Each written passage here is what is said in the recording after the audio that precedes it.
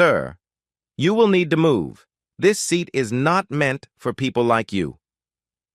The words echoed in the quiet, luxurious first-class cabin of Skylux Airlines Flight 782 from New York to San Francisco. Lauren Hayes, the lead flight attendant, stood stiffly by row 2. Her arms crossed in authority.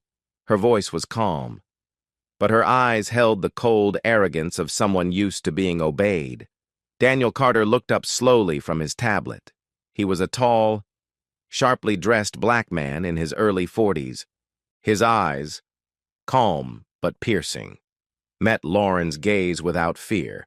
He had heard those words before, not in exactly the same setting, perhaps, but the message had always been the same. You do not belong.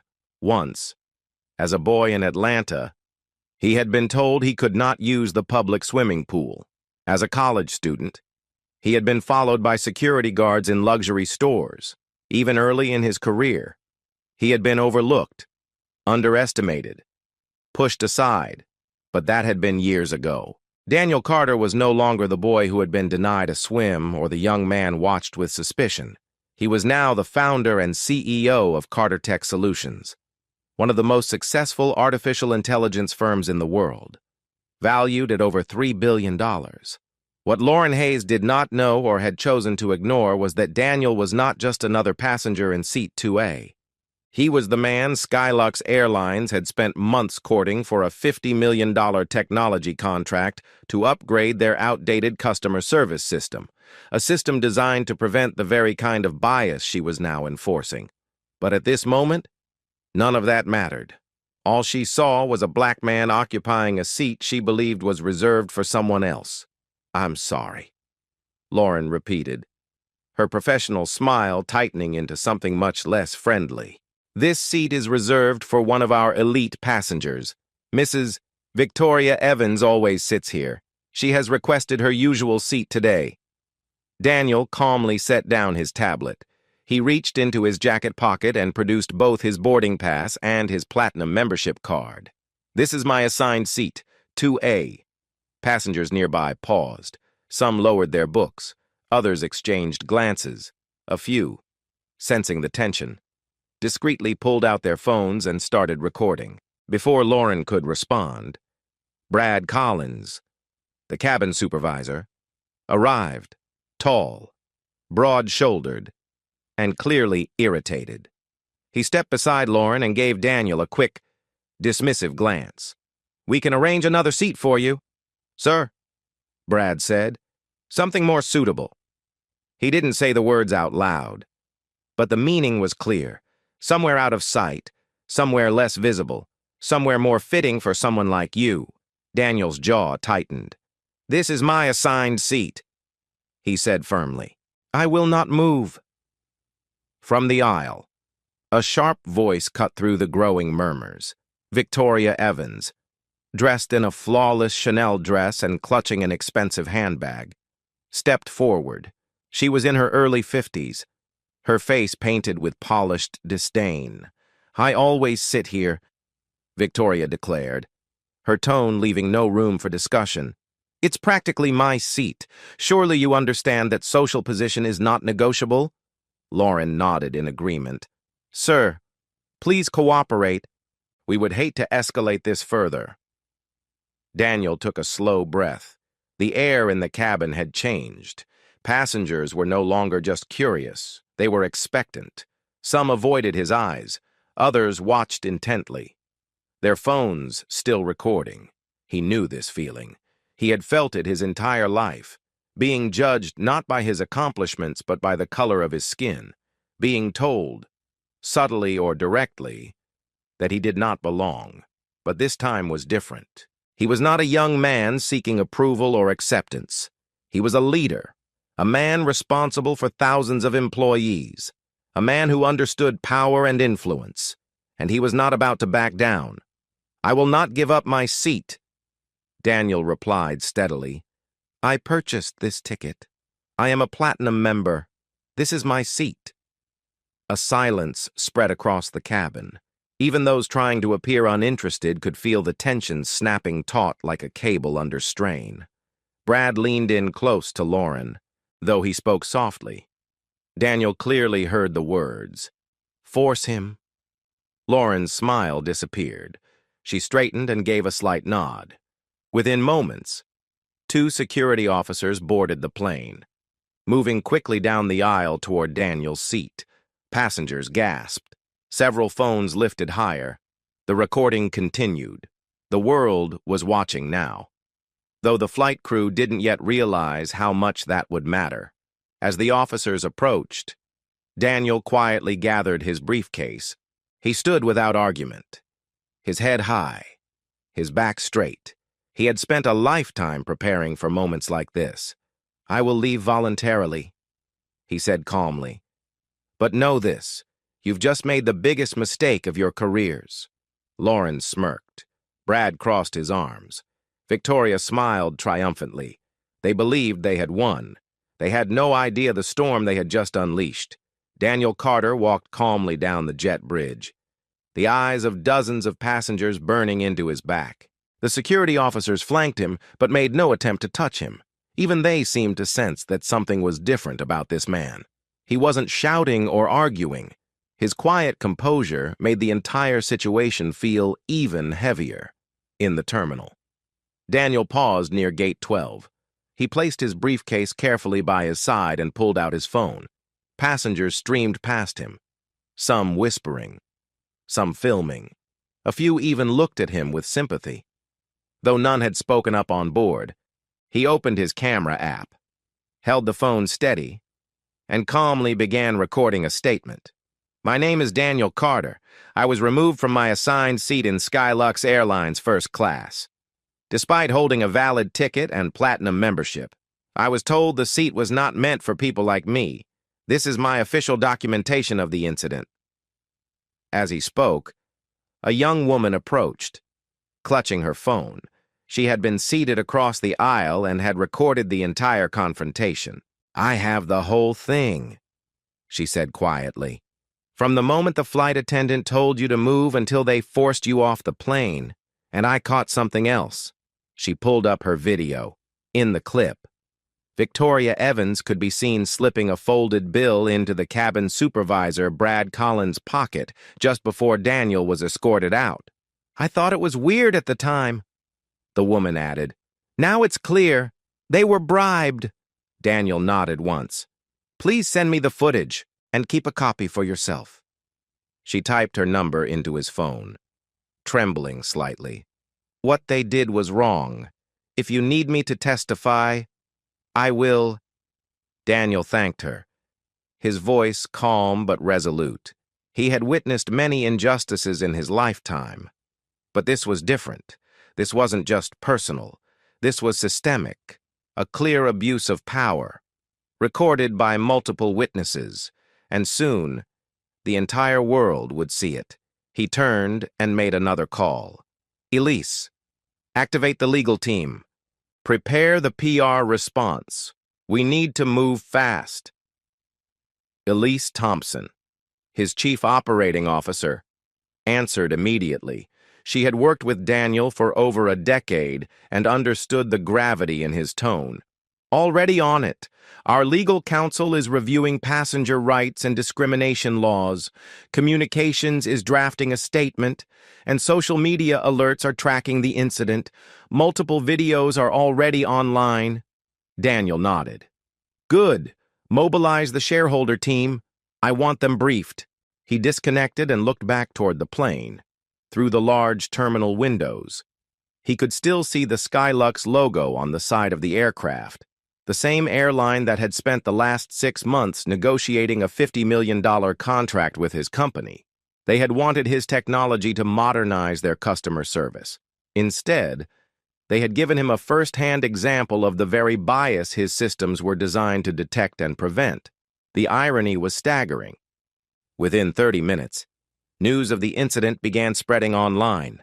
The videos captured by multiple passengers showed not just Daniel's calm resistance, but the blatant prejudice of the staff and the bribery. Hashtags like anti-Skylux discrimination and justice For Daniel began trending. Celebrities, business leaders, and activists started amplifying the story. By the time Daniel reached the private lounge where Elise and the legal team had gathered, the view count had crossed 2 million, and it was climbing rapidly. Elise stood to greet him. "This is already a national story. Several major news outlets are requesting interviews." Daniel shook his head. "Not yet. We let the video speak for itself first. No statements until the full picture is clear." The head of legal, Sarah Mendez, handed Daniel a tablet.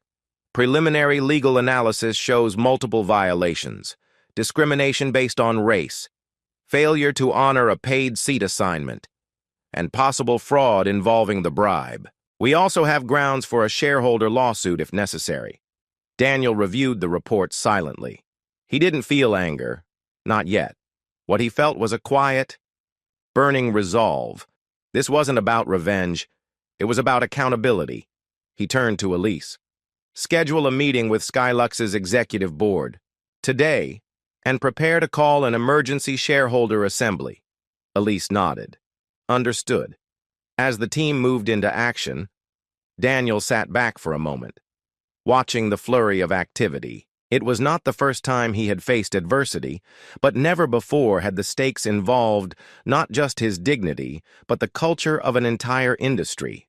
Brad Collins, Lauren Hayes, and Victoria Evans believed they had enforced their social order. They had removed a man they considered out of place. What they didn't know was that Daniel Carter was not just another passenger. He was their largest individual shareholder, and he had the power not only to challenge their injustice, but to transform the entire airline forever. At exactly 1:15 p.m., Daniel Carter entered the glass-walled boardroom at Skylux Airlines headquarters. He walked with the quiet authority of a man who understood power, not the power of wealth alone, but the power of purpose. Behind him followed Elise Thompson, his COO, Sarah Mendez from legal, and two more senior advisors. The boardroom, usually a place of controlled, rehearsed corporate discussions, now felt like a courtroom. Skylux's CEO, Richard Williams, sat at the head of the long table, flanked by the airline's CFO, Chief Legal Officer, and several board members. The room was unusually crowded. PR representatives, a few senior department heads, and legal assistants stood along the walls. On a large screen at the far end of the room, a paused video displayed the now infamous scene: Lauren Hayes standing over Daniel in seat 2A, Brad Collins at her side, and Victoria Evans glaring down in judgment. The video had already been viewed more than 18 million times. Major news outlets had replayed it hourly. Social media boiled with outrage. Investors had begun to call, and, most importantly, the stock price had plummeted 14% in a single morning. Williams stood to greet Daniel. His face was pale, his usual boardroom confidence worn thin. "Mr. Carter, thank you for agreeing to meet so quickly," Williams began, his voice tight. "I want to start by expressing our deepest apologies." "I'm not here for apologies," Daniel interrupted. His tone was calm, but the finality in his words silenced the entire room. "Let's address the facts." He placed his tablet on the table and connected it to the screen.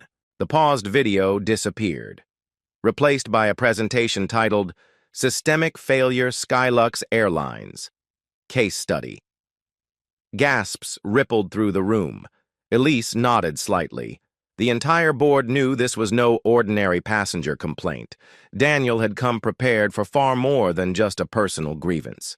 "First," Daniel began, "your staff violated federal anti-discrimination laws by removing me from a paid, assigned seat on the basis of race and social bias." He clicked to the next slide. It showed a timeline of the incident, complete with video stills and transcripts. "Second, your employees accepted a bribe from another passenger to enforce that discrimination. That's not just unethical, it's criminal." Sarah Mendez leaned forward. Our legal team has confirmed that bribery and racial discrimination in a commercial aviation context expose Skylux to both civil and criminal liability. A board member cleared his throat nervously, but said nothing. Third, Daniel continued. This was not an isolated incident. We've gathered reports and testimony from multiple passengers detailing similar discriminatory treatment on Skylux flights. My technology team has also reviewed 6 months of customer feedback data from public sources. The pattern is undeniable. He advanced the slide. A bar graph appeared showing disparities in seat reassignments, complaint rates, and service quality, all disproportionately affecting passengers of color. By now, Richard Williams looked like he had aged 10 years in a single hour. Finally, Daniel said, this incident threatens the very survival of Skylux Airlines. He paused. You've already lost 14% of your market value. Financial analysts predict further declines. Advertisers are pulling back. Consumer advocacy groups are mobilizing boycotts. Williams tried to interject. We're taking steps to... Daniel held up a hand. Your steps will not be enough. The public doesn't believe corporate statements anymore. They believe actions. Visible, measurable, accountable. Silence gripped the room. Even the PR head, who had a notebook filled with talking points, remained frozen. Sarah Mendez added, if corrective action isn't taken immediately, lawsuits will follow. Investors may seek to recover losses. Federal regulators will intervene. Daniel let the weight of that statement settle before continuing. As Skylux's largest individual shareholder, holding just under 27% when combined with my strategic partners, I am invoking my right to call an emergency shareholder vote. Whispers broke out around the table. One board member muttered to another, he's not bluffing. I propose the following actions, Daniel said, clicking to the final slide. 1. Immediate termination of the 3 employees involved: Lauren Hayes, Brad Collins, and Captain Reynolds. 2. Permanent ban of Victoria Evans from all Skylux services. 3. Full public admission of discriminatory practices, with a binding commitment to implement bias elimination protocols developed by Carter Tech Solutions. 4. A mandatory company-wide suspension of service for 48 hours to conduct intensive equity and ethics training. 5. Formation of an independent passenger equity board, with enforcement powers to audit compliance and issue penalties. The CFO blanched. A 48-hour suspension would cost millions, potentially tens of millions. Daniel looked at him steadily. And what would a 30% stock drop cost you, or a class action lawsuit, or government sanctions? Williams rubbed his forehead. Your demands are severe. No, Daniel corrected him. They are just, the severity came from your employees' actions, not my response. A tense pause followed. Then Elise spoke for the first time. Skylux approached Carter Tech Solutions for a $50 million contract to modernize your customer experience platform. That contract is suspended indefinitely until these conditions are met. Additionally, Carter Tech and its partners will reevaluate their investments based on your response today. The room shifted. Suddenly, this was not a negotiation. It was a test of Skylux's willingness to survive or collapse. Richard Williams swallowed hard. He turned to the other board members. I recommend we accept Mr. Carter's terms, one by one. Reluctant but resigned. The board nodded. Daniel closed the presentation. Then we proceed. By 3 p.m., a formal statement was released. Skylux announced the terminations, the passenger ban, and the adoption of Carter Tech's anti-discrimination program. The company also pledged $25 million to support diversity and inclusion efforts industry-wide. That evening, news outlets reported the outcome as a turning point for corporate accountability. But Daniel wasn't done. He convened a second, smaller meeting with Skylux's HR and legal departments. Elise and Sarah joined him. We need to address the broader culture that allowed this to happen, Daniel said, Firing 3 people won't fix that. He outlined a comprehensive review of Skylux's hiring, promotion, and customer service policies. Carter-Tech's AI tools would analyze patterns of bias. Employees who had raised previous concerns about discrimination would be invited to share their experiences confidentially. This won't be easy, Elise admitted. It will expose uncomfortable truths. It has to, Daniel replied. Otherwise, this will happen again. The airline agreed. Over the next 2 weeks, they began implementing the changes. Lauren Hayes, Brad Collins, and Captain Reynolds were escorted from the premises that same afternoon. Security cameras captured their departure. The same social order they had enforced against Daniel had now turned on them. Victoria Evans received a lifetime ban and a legal notice informing her of pending charges related to bribery and attempted fraud. Meanwhile, Carter-Tech's monitoring tools went live inside Skylux's customer service operations. For the first time in the airline's history, data was being used not to defend the company's image, but to hold it accountable. Passengers noticed the change. Within days, social media began sharing news stories not of discrimination, but of unexpected fairness. Flight attendants intervening when passengers were mistreated, supervisors stepping in to ensure fair seating. The tone of travel began to shift, and behind it all stood Daniel Carter. His quiet defiance in Seat 2A had become more than a viral moment. It had become a movement. By the end of the month, Skylux's stock stabilized. Some investors returned. Others praised the company's transparency and willingness to reform. But the real victory was cultural. The airline had not just apologized, it had changed. And it all began because one man refused to give up his seat.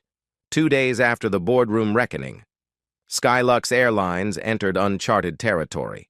At precisely 6:00 a.m., every Skylux flight was grounded, not by weather, not by technical failures, but by a decision made at the highest level, a decision that would cost millions in lost revenue but might just save the airline's future.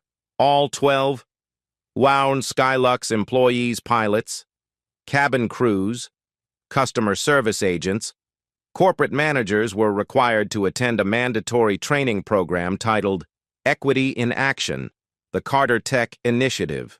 The suspension made headlines worldwide. CNN, CNBC, and the New York Times reported on the unprecedented move. Some commentators called it corporate suicide. Others called it the most courageous stand for accountability in the airline industry's history. At Skylux's New York Training Center, employees arrived in waves. Some wore anxious expressions. Others were skeptical, arms crossed in silent defiance. Still others looked quietly relieved, as if they had been waiting for the company to finally confront its hidden rot. In the largest conference hall, Daniel Carter stood before them, no longer the passenger humiliated in Seat 2A. Today, he was the architect of their new future. He didn't speak from a stage elevated above them. He stood at floor level, eye to eye with the very people whose actions or inaction had nearly destroyed both his dignity and their airline. Let's be clear, Daniel began, his voice steady but resonant. This isn't about punishing 3 people. It's about understanding how a culture of silence, bias, and fear allowed injustice to happen. The room was silent, hundreds of eyes fixed on him. What happened to me could have happened to anyone, and it does, every day, to people without money, without power, without anyone to record the video or call a board meeting. This time, the only difference was that you underestimated the wrong person. A few heads lowered, others nodded slowly. Skylux can't fix what it won't face. So today, we're going to face it. The first training module was unlike any corporate video or seminar they had ever seen, developed by Carter-Tech's Behavioral Psychology Division. It immersed participants in real-world customer scenarios. Actors recreated the incident from Flight 227, not just Daniel's experience, but those of countless anonymous passengers whose stories had gone unheard. Employees watched from the point of view of those passengers experiencing how it felt to be judged at the ticket counter, to be ignored at the gate, to be removed from a seat because of skin color or perceived social status. Some employees wept openly, others shifted uncomfortably, realizing for the first time that what they had dismissed as routine protocol was often discrimination in disguise. During one exercise, a young flight attendant named Melissa stood up. "I remember that flight," she said, her voice trembling. "I was working economy class. I didn't know what was happening in first class at the time, but I've seen things like this. I didn't speak up. I was afraid." Daniel nodded. "And that's exactly why this program isn't just for those who made the worst choices. It's for everyone who was ever made to feel that speaking up would cost them their job." Elise Thompson added, "From this day forward, your silence will never be demanded. It will never be rewarded. Skylux will protect employees who challenge bias, not punish them." The message rippled through the room. In the afternoon, another module introduced Skylux's new passenger equity assurance protocol. Every customer complaint would now be reviewed using Cartertech's AI tools to detect patterns of bias. Supervisors would no longer have the final say without independent review. If employees spotted discrimination, they were empowered, no, expected to intervene. For the first time, equity wasn't just a corporate slogan, it was measurable, enforceable, mandatory. Meanwhile, news of Skylux's transformation spread beyond airline industry circles. Civil rights organizations applauded the reforms. Major investors who had considered pulling out began to cautiously return. Daniel, however, remained focused not on the headlines, but on the human stories unfolding inside those training rooms. During a break, a baggage handler approached him hesitantly. His name tag read, "Luis, Mr. Carter." Luis said softly, "I'm not management or cabin crew. I don't usually deal with passengers, but I've seen how people like me, Latino, working class, get treated when we try to fly. I just wanted to say thank you, not just for standing up for yourself, but for standing up for all of us." Daniel clasped the man's shoulder. "It's not just me standing anymore. It's all of us." That evening, after 12 hours of intensive sessions, the first day of training concluded. Hundreds of employees lingered in the lobby, not because they were required to stay, but because they were processing what they had learned. For some, the change had just begun. For others, it was already life-altering. As Daniel watched them, he knew that cultural shifts didn't happen overnight. Mistakes would still be made. Bias didn't vanish with a single training or a corporate memo. But today, something rare had occurred. The first thread of silence had been broken. The first ripple of accountability had spread, and the man once told, "You don't belong here," now stood at the center of a room filled with people willing to challenge that lie. The journey was far from over, but it had begun by the end of the third day of training. The changes at Skylux Airlines were no longer theoretical. They were visible, tangible, and, for some, deeply personal. While the majority of employees embraced the new standards, 3 individuals were summoned to face a reckoning of their own in a plain conference room on the 12th floor of Skylux headquarters. Lauren Hayes, Brad Collins, and Victoria Evans sat at a long table. No champagne, no authority, no audience to applaud them, only the company's HR director, general counsel, and 2 security officers. Lauren's once confident demeanor had crumbled. Her perfectly tailored uniform now seemed like a hollow costume.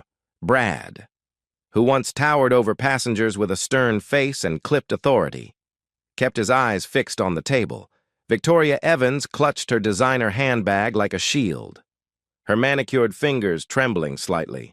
The HR director began without ceremony. After a thorough investigation, including multiple video recordings, employee testimonies, and data gathered by Cartertech's analytics team, we have concluded that each of you engaged in conduct that violated not only Skylux's policies, but also federal anti-discrimination laws. She paused, letting the weight of her words settle. Lauren Hayes, you used your authority as lead flight attendant to unjustly target a paying passenger based solely on race and appearance. You escalated a situation that should never have existed. Lauren opened her mouth as if to speak, but no sound emerged. She knew there was no defense. Brad Collins, as cabin supervisor, you not only failed to protect the rights of our passenger, Mr. Daniel Carter, but also actively participated in enforcing an unjust removal. Evidence confirms you whispered, "Force him," to your staff. That single decision will define your career. Brad flinched, shame overtaking his features. Finally, the HR director turned to Victoria, Mrs. Evans, as a frequent flyer. Your platinum status offered privileges, not power to oppress. You bribed airline staff to displace another passenger. That act alone disqualifies you from flying with any commercial carrier under Skylux's new alliance policies. Victoria's face, once etched with entitlement, now displayed something rarer, fear. Effective immediately, the HR director continued. All three of you are permanently banned from Skylux Airlines and its global partners. Your employment, she glanced at Lauren, and Brad, is terminated. Mrs. Evans, your privileges are revoked. Additionally, your actions have been reported to federal authorities. Civil litigation is pending. A heavy silence followed. Security officers stepped forward. Please gather your belongings.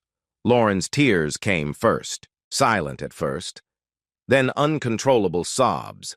Brad stood slowly, face ashen.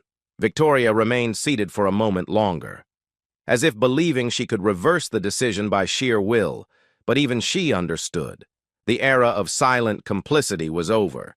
As they were led out, passing rows of employees who now understood the cost of unchecked bias. No one looked away, no one whispered in sympathy. Accountability was not cruelty, it was justice. Later that afternoon, Daniel Carter convened a smaller meeting in a different conference room. This time, the atmosphere was different. Cautious hope had replaced tension.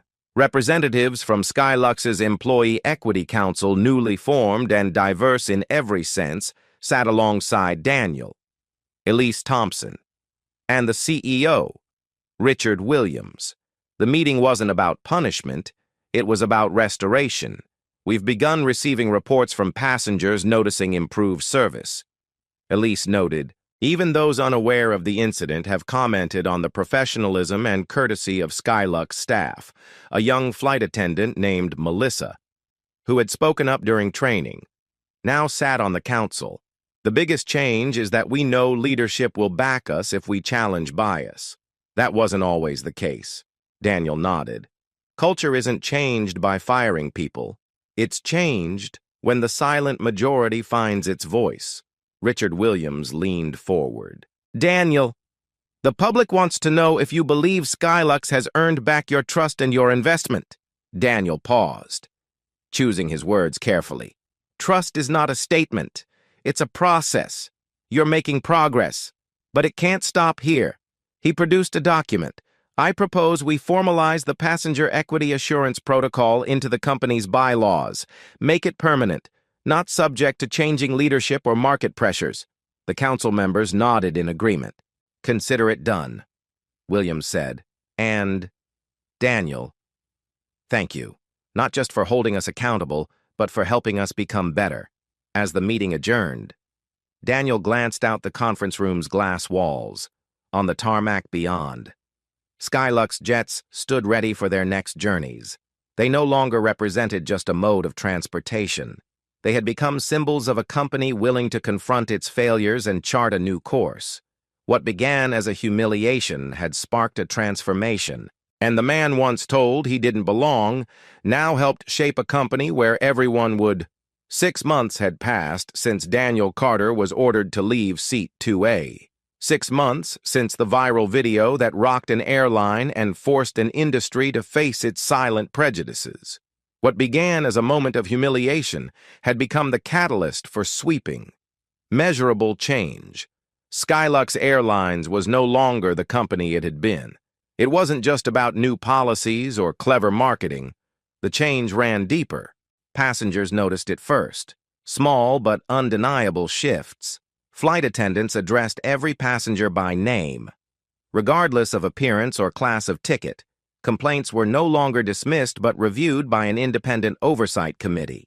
Carter-Tech's AI systems monitored service patterns, identifying disparities before they became crises. Employee satisfaction climbed to its highest level in a decade. Staff who had once feared retaliation for speaking up now felt empowered to challenge bias. Even the hiring process changed, focusing not just on skills, but also on empathy, cultural competency, and ethical decision-making. But perhaps the most remarkable shift was cultural. During one flight from San Francisco to Atlanta, a young black woman approached a flight attendant nervously. She had heard stories of discrimination in the skies and feared what might happen if any issues arose with her seat. The attendant smiled. "We're here to serve every passenger with dignity. Ma'am, that's not just my promise. It's company policy now." The woman relaxed, reassured not by empty words, but by real, observable actions. Meanwhile, Daniel Carter watched the transformation not from the headlines but from the data. His team at Carter-Tech continuously audited Skylux's performance. And when discrepancies emerged, as they inevitably would in any large system, they were addressed transparently. Daniel's commitment wasn't to perfection, it was to progress. One afternoon, Richard Williams invited Daniel to Skylux's new employee training facility. What had once been a forgotten warehouse was now a vibrant center for education, storytelling, and equity training. On the wall near the entrance hung a plaque in honor of those who refused to surrender their seat, and those who refused to surrender the fight for fairness. Daniel stood quietly for a moment, reading the words. His reflection stared back at him from the polished metal. "You didn't just change an airline," Williams said, approaching from behind. "You changed how we think about accountability." "I didn't do it alone," Daniel replied. "I just refused to stay silent. The real work was done by those willing to listen." Outside the facility, a group of new flight attendants gathered for orientation. Their uniforms were fresh. Their faces reflected every shade of America. One trainee caught sight of Daniel and whispered to a colleague, "That's him, the man from the video." But to them, Daniel wasn't just a headline or a symbol. He was proof that standing up even when it's uncomfortable could lead to real, lasting change. As the sun dipped below the horizon, Daniel prepared to board a flight. Seat 2A awaited him. But this time it wasn't just a seat. It was a reminder that progress is possible when silence is broken, that dignity is not given, it's claimed, and that sometimes the journey toward justice begins at 30,000 feet. If this story moved you, show your support by hitting the like button. Share your thoughts and experiences in the comments below. We read every one. And if you believe in fairness, dignity, and standing up against injustice, subscribe now for more powerful stories like this. Together, we can keep these conversations flying high.